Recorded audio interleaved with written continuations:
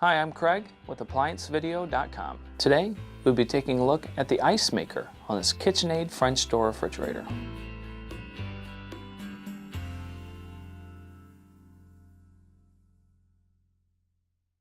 Stop. Before beginning any repair, always be sure to disconnect the power to the appliance.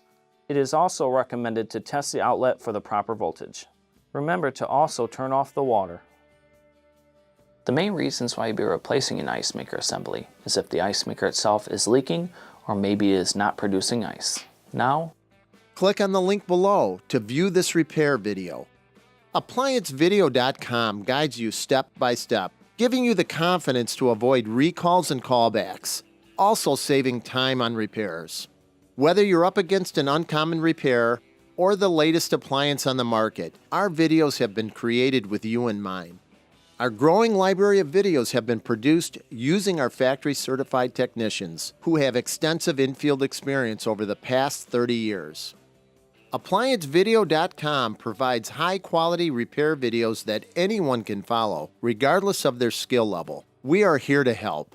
Click on the link below to view this repair video and let us help you do it right the first time.